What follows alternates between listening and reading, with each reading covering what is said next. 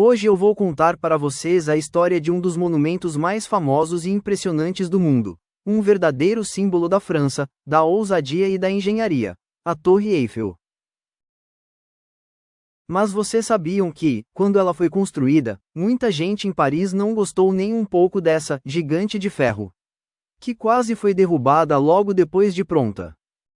Preparem-se para viajar no tempo comigo e descobrir como uma estrutura feita de ferro virou um dos maiores ícones da humanidade, cheia de desafios, polêmicas, guerras e, claro, muita beleza. Imaginez-vous, nous sommes à Paris, à la fin du XIXe siècle, vers 1887.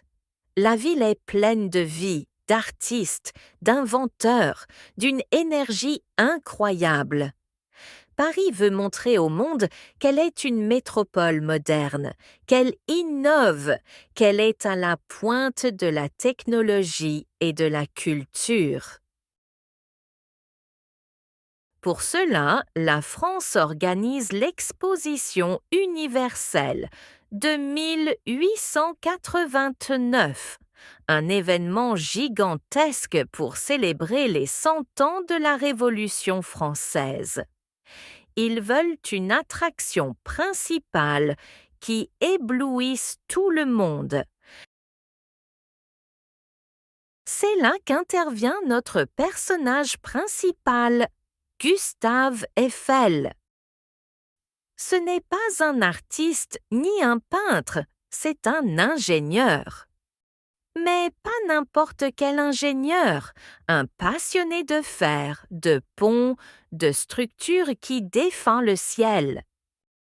Gustave et son équipe conçoivent un projet audacieux, une tour en fer forgé de plus de 300 mètres de haut. À l'époque, c'est la construction la plus haute du monde, plus haute que les pyramides. Mais devinez quoi? Tout le monde n'a pas aimé l'idée. Artistes, écrivains, architectes célèbres se sont révoltés. Ils ont écrit des lettres, des articles dans les journaux, protesté. Ils ont appelé la tour une monstruosité métallique, un amas de ferraille qui allait défigurer Paris. Mais Eiffel ne s'est pas laissé décourager. Il savait que l'ingénierie pouvait être une forme d'art et que le fer pouvait être léger et élégant s'il était bien utilisé. La construction commence en 1887. Plus de 300 ouvriers travaillent, souvent à des hauteurs vertigineuses, avec peu de sécurité, affrontant le vent et la pluie. Ils assemblent 18 000 pièces de fer avec plus de 2,5 millions de rivets, chaque pièce fabriquée pour s'emboîter parfaitement.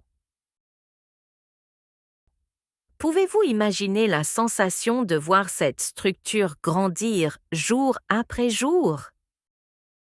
Depuis le sol, les gens regardaient en haut et peu à peu, cette monstruosité devenait une œuvre d'art.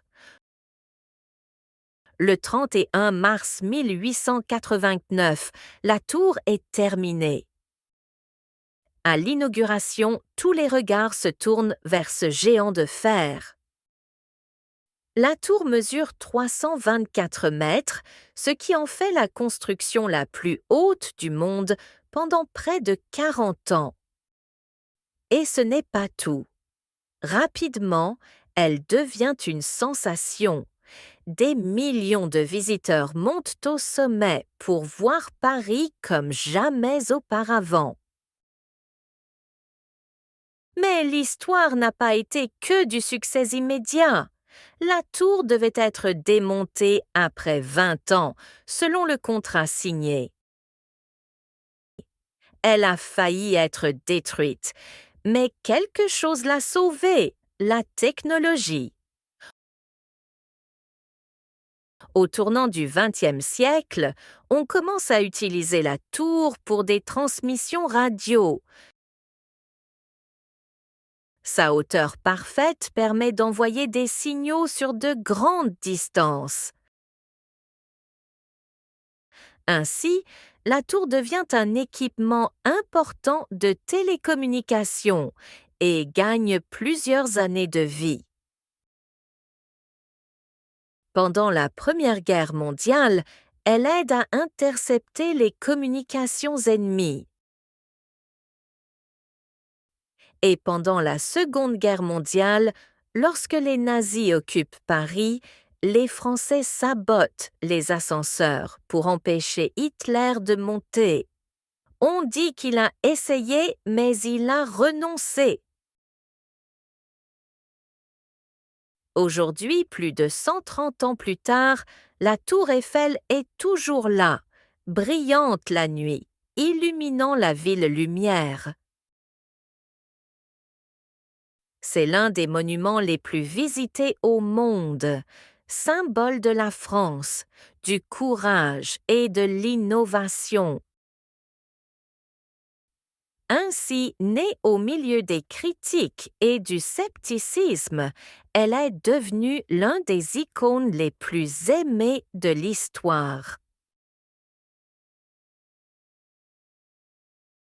E assim, aquilo que dia foi visto como uma monstruosidade de ferro, hoje é o coração de Paris e dos maiores símbolos do.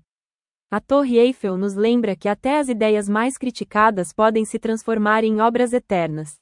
Então, da próxima vez que você olhar para ela, lembre-se, a verdadeira beleza nasce da coragem de sonhar alto.